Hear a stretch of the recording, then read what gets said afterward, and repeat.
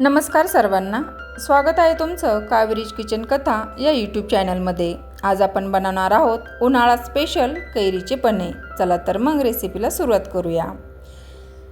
इथे मी 4 कैऱ्या घेतलेल्या आहे। कैऱ्या छान स्वच्छ धुवून पुसून घेतलेल्या आहे।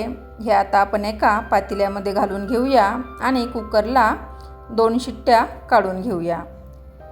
तुम्ही पातेल्याच्या ऐवजी इथे कुकरच्या डब्याचा देखील वापर करू शकता। मी इथे पातेले घेतलेले आहे।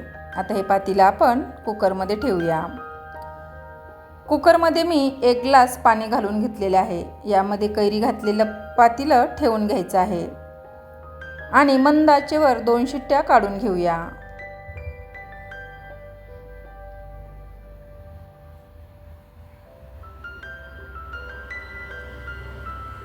दोन शिट्ट्या झालेल्या आहे।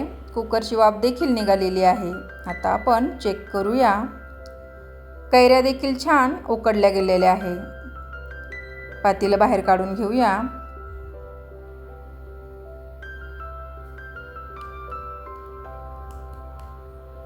कैरीची साल आपल्याला बाजूला करायची आहे आणि त्यातील आतील गर आपल्याला काढून घ्यायचा आहे। कैरी खूप गरम आहे, हाताला चटके बसत आहेत, त्यामुळे आपण कैरी थंड करून घेऊया। थंड करूनच साल काढायची आहे। आता यातील आपण गर चमच्याच्या साहाय्याने काढून घेऊया।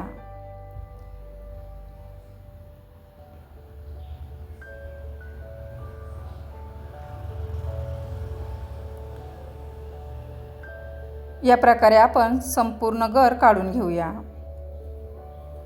आपला गर काढून झालेला आहे। आता यामध्ये जेवढा गर असेल तेवढाच इथे गुळाचा वापर करायचा आहे। तुमची जर कैरी खूपच आंबट असेल तर गुळाचं प्रमाण कमी अधिक तुम्ही करू शकता। आता मिक्सरच्या भांड्यामध्ये आपल्याला गर घालून घ्यायचा आहे।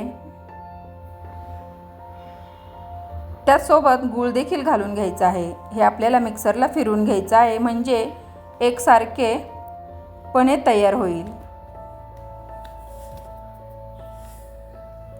मिक्सरला फिरून झालेलं आहे। छान असं स्मॅश देखील झालेलं आहे। आता हे आपण एका बाउलमध्ये काढून घेऊया।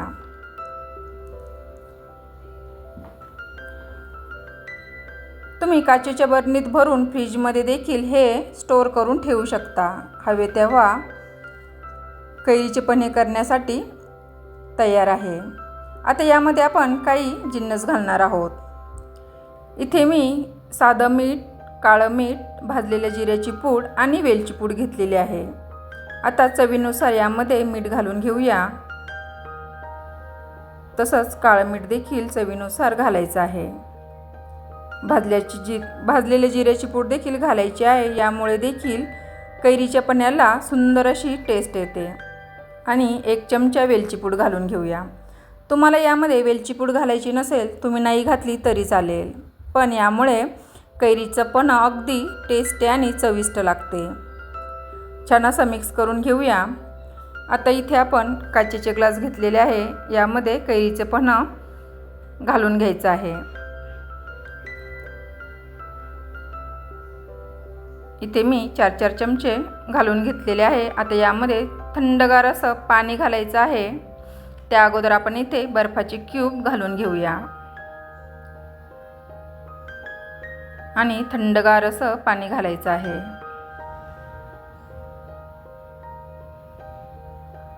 चमच्याने मिक्स करून घेऊया, म्हणजे एकसारखं तयार होईल। उन्हाळ्यात पिण्यासाठी तयार आहे आपलं कैरीचं पन्हं। ही रेसिपी तुम्हाला कशी वाटली कमेंट करून नक्की सांगा। आवडल्यास लाईक, शेअर आणि सबस्क्राईब करायला विसरू नका। रेसिपी जरूर करून पहा आणि कशी झाली मला कमेंट करून नक्की कळवा।